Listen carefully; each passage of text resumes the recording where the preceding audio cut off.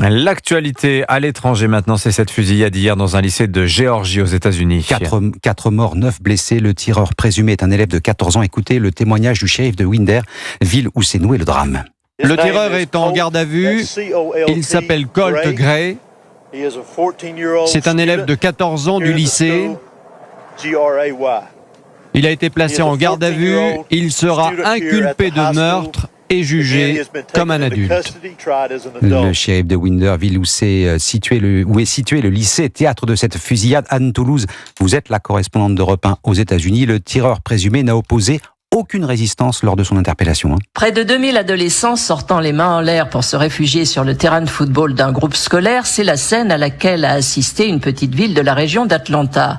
Le tireur qui a été arrêté par la police était l'un de leurs camarades. C'est un scénario hélas classique aux États-Unis où seulement depuis le début de cette année, il y a eu dans des établissements scolaires 133 épisodes impliquant des armes à feu qui se sont soldés par 38 morts. Ces armes sont la première cause de mortalité chez les Américains de moins de 18 ans, au point que le gouvernement les a répertoriés parmi les crises de santé publique.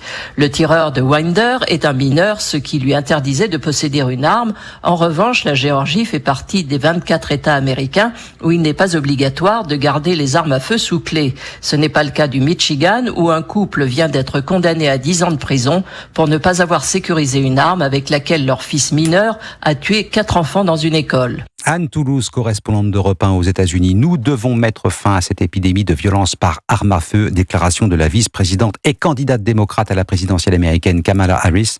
Le tireur est un monstre malade et détraqué, répond de son côté le candidat républicain Donald Trump.